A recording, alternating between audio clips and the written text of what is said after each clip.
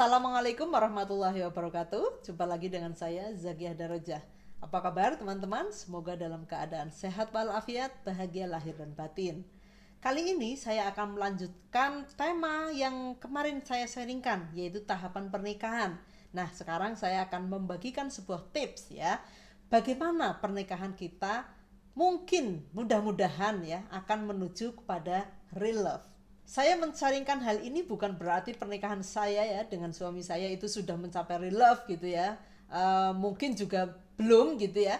Tetapi paling tidak apa yang kami rasakan gitu, yang saya rasakan terutama itu sudah jauh lebih baik sekali dibandingkan dengan mungkin 5 tahun ya 7 tahun yang lalu. Itu masih banyak sekali perselisihan gitu ya, masih banyak sekali memendam emosi di dalam batin kami masing-masing gitu ya. Nah, saat ini mungkin saya rasakan itu sudah lebih baik gitu ya. Makanya saya berani untuk men-sharingkan hal ini. Dan hal ini juga yang sudah saya lakukan ya. Mungkin nggak sampai sekaligus tips yang akan saya bagikan itu saya melakukannya itu sekaligus.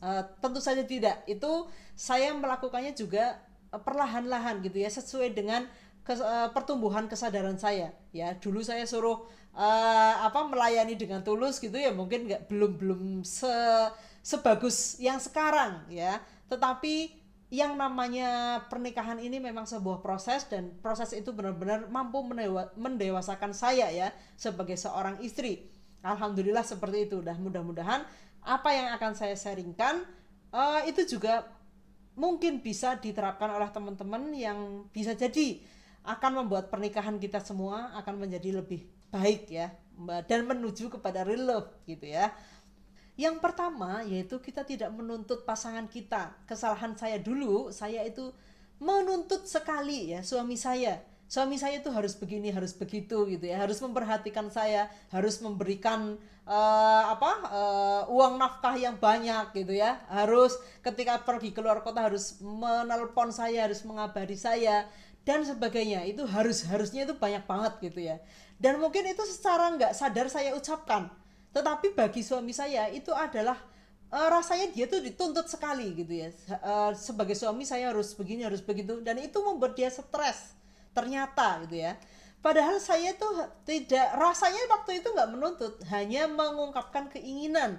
Tetapi buat pasangan kita, keinginan-keinginan kita yang disampaikan dengan ngambek ya, dengan nangis, dengan marah itu membuat suami kita tuh merasa tertekan ya. Mungkin juga sama dengan ketika suami saya menyuruh saya begini begitu ya, menginginkan saya begini begitu, dan itu bukan saya banget gitu, itu juga membuat saya sangat tertekan. Nggak bisa mengungkapkan, tetapi nggak tahu harus bagaimana, itu nggak tahu gitu ya. Akhirnya sama-sama terluka dua-duanya. Saya dan suami saya merasa terluka semuanya. Nah, ternyata saya baru menyadari akhirnya ketika kita menuntut, justru pasangan kita itu akan menolak ya.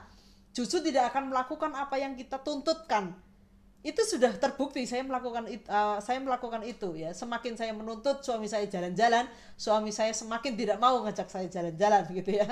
Nah, disitulah saya menyadari bahwa orang semakin dituntut dia akan semakin menolak. Jadi ketika kita ingin memperbaiki hubungan di dalam pernikahan kita, berhentilah untuk menuntut pasangan kita.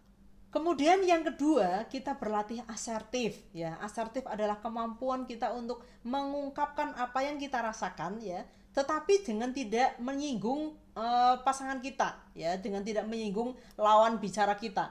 Berarti kita menyampaikannya dengan emosi yang stabil, bukan emosi yang marah-marah, emosi yang ngambek, emosi yang mutung ya dan sebagainya. Bukan, karena ketika kita berkomunikasi dengan emosi yang negatif, yang akan diterima oleh pasangan kita adalah bahwa kita sedang marah sama dia ya, sedang ngambek sama dia.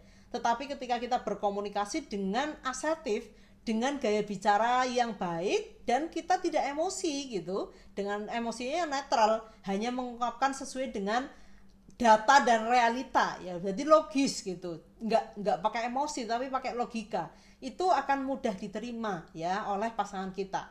Ketika kita berkomunikasi dengan emosi ya yang meledak-ledak apalagi, itu pasti udah langsung ditolak ya oleh pasangan kita. Mereka hanya menganggap kita tuh marah gitu. Tetapi ketika kita mampu mengungkapkan apa yang kita rasakan dengan asertif gitu ya, itu akan lebih mudah diterima oleh pasangan kita. Dia akan lebih mudah, oh ternyata istri saya merasakan begini begitu dan sebagainya, dengan data yang memang real gitu, dengan data yang memang nyata ya, seperti itu. Terus kemudian yang ketiga, belajar untuk mencintai diri sendiri. Berdasarkan pengalaman saya, kenapa sih saya menuntut suami saya? Ternyata karena saya itu kekurangan cinta. Saya merasa kurang perhatian, saya merasa kurang dicintai, saya merasa kurang diberikan kasih sayang dan sebagainya gitu ya. Ternyata itu karena kekurangan di dalam diri saya, sehingga saya menuntut suami saya untuk memberikan semua itu.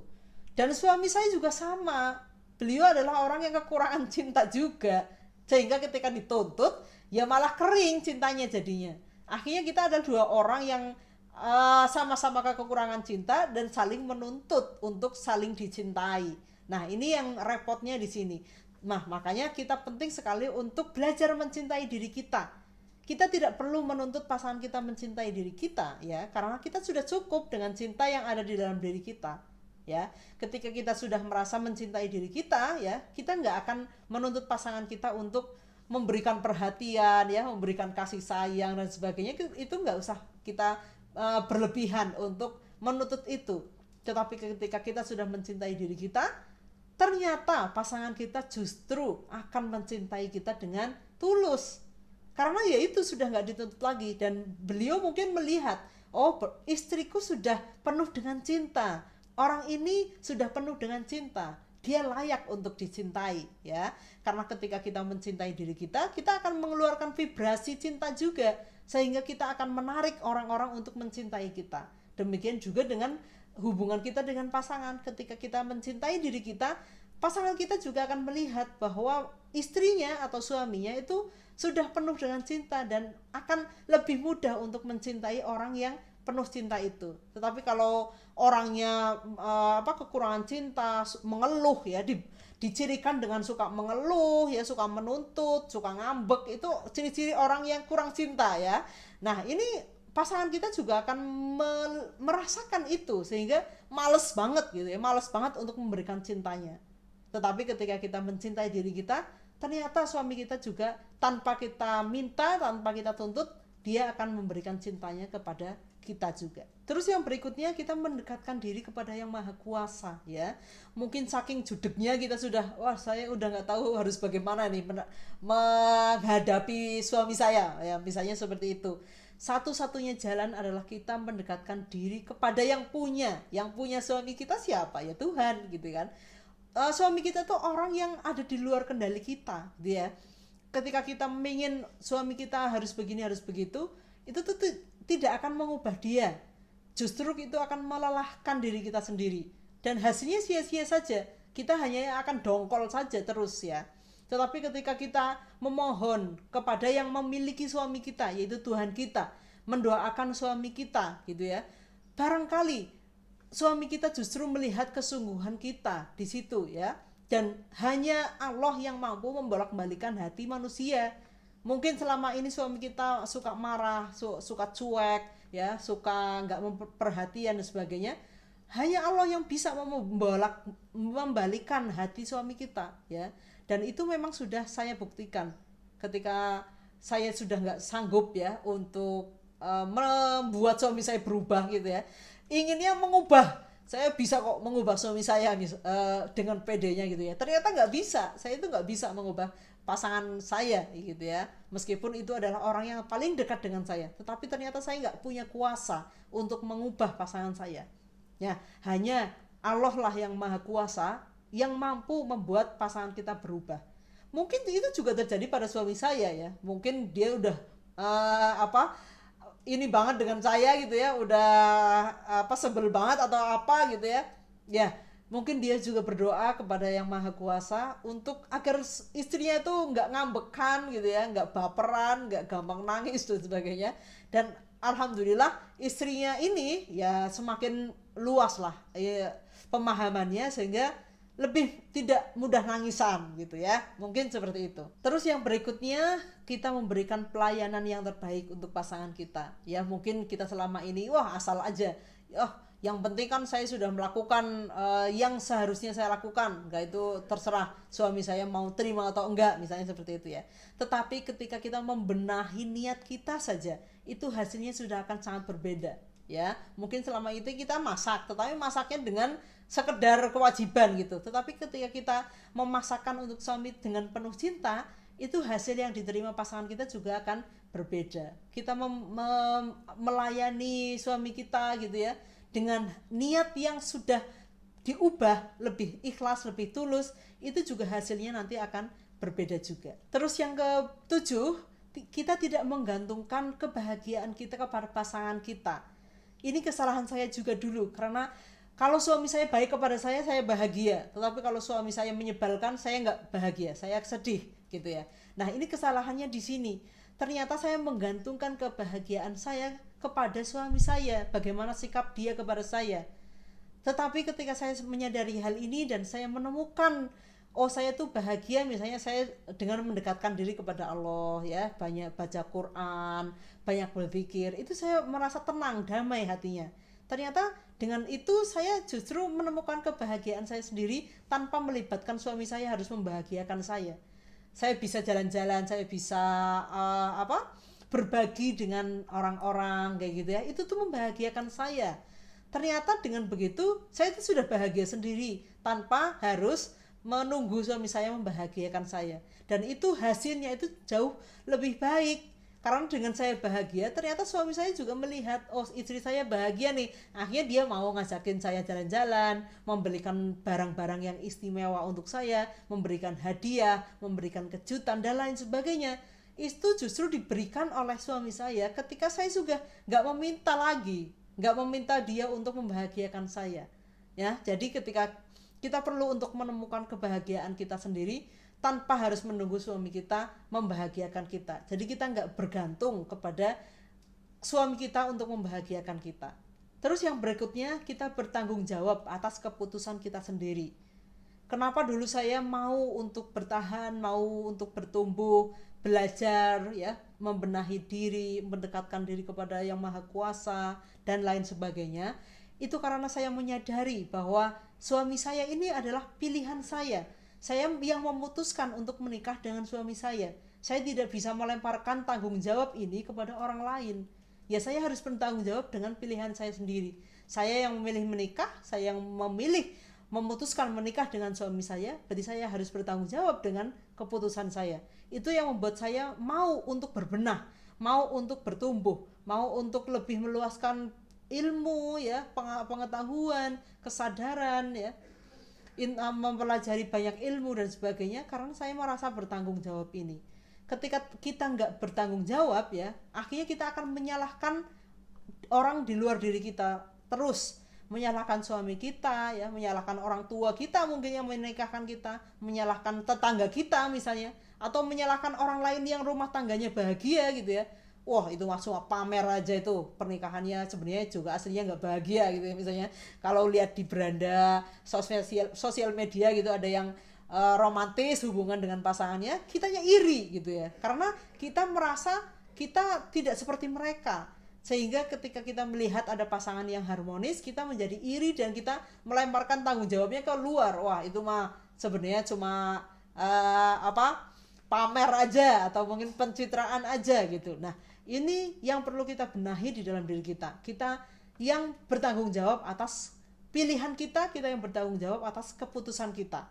Nah dengan rasa tanggung jawab kita ini, kita jadi mau untuk bertumbuh, jadi mau untuk belajar. Tetapi kalau kita sudah tidak memiliki rasa tanggung jawab, ya akhirnya kita akan menyalahkan terus ya pihak di luar diri kita, atau menyalahkan pasangan kita terutama gitu ya. Terus tips yang berikutnya, bersabar dalam proses ya. Yang namanya kita menuju rumah tangga yang lebih harmonis itu nggak ujuk-ujuk, nggak 1-2 tahun gitu terjadi gitu, enggak. Tetapi butuh proses yang memang panjang, karena kita sedang berproses untuk mengenali diri kita sendiri juga. Dan lapisan di dalam diri kita itu kan banyak sekali, berlapis-lapis. Kayaknya kita sudah paham A misalnya, ternyata kita masih belum paham B. Terus kita belajar lagi, oh ternyata saya itu sudah paham lapisan B, ternyata masih ada lapisan Z dan sebagainya. Itu kita memahami pasangan kita itu seperti kita memahami pasangan diri kita yang memang berlapis-lapis banyak gitu. Makanya kita butuh sabar di dalam berproses. Saya sudah menikah selama 11 tahun ini. Itu pun saya masih merasa belum memahami 100% suami saya, ya. Meskipun itu yang saya rasakan sekarang sudah jauh lebih baik dibandingkan 5 tahun atau 8 tahun yang lalu. Tetapi sekarang pun itu saya masih berproses juga dengan suami saya. Belum 100% paham. Yang penting kita terus bertumbuh, terus berproses dalam kesabaran itu. Ya, mudah-mudahan dengan kita tuh memahami bahwa yang namanya proses itu perlu sabar gitu ya, perlu waktu gitu. Ya, kita jadi sabar untuk menjalani proses ini yang memang tidak instan ya di dalam sebuah pernikahan yang kita ingin lebih baik lagi. Terus tips yang berikutnya, jadikan pasangan kita sahabat ya, sahabat di dalam perjalanan. Mungkin kalau kita hanya menganggap pasangan kita hanya sebagai pasangan cinta, itu akan mudah bosan, akan mudah kita merasa kering gitu ya. Tetapi ketika kita menjadikan pasangan kita tuh sahabat, kita tuh akan nyaman, kita akan merasa bahwa kita tuh nggak bisa hidup gitu dengan kalau nggak ada pasangan kita gitu ya, karena sahabat ini akan seiring sejalan terus ya, akan berbagi suka dan duka ya. Disitulah kehebatannya sahabat itu, karena mampu menerima apa adanya ya, mau berproses bareng, mau tetap berjalan beriringan dan seterusnya. Itu sahabat di dalam pernikahan, keuntungannya itu ya, manfaat besarnya di situ, karena kita bukan lagi kamu adalah suamiku, kamu adalah istriku yang harus kayaknya tuh yang ada di dalam beban itu tanggung jawab semua, suami menafkahi, istri melayani dan sebagainya gitu ya. Tetapi kalau kita sahabat, kita tuh ada setara, kita seiring sejalan. Itu yang akan membuat hubungan pernikahan itu menjadi awet. Mudah-mudahan seperti itu ya. Nah, mungkin itu ya 10 tips untuk kita ya. Saya pun masih terus belajar ya, masih terus berproses gitu ya. Mudah-mudahan dengan hal ini yang kita lakukan dari waktu ke waktu terus menerus membuat pernikahan kita semua ya menuju kepada real love ya. Mungkin itu saja yang bisa saya sharingkan saat ini. Mudah-mudahan bermanfaat. Terima kasih atas perhatiannya. Wassalamualaikum warahmatullahi wabarakatuh.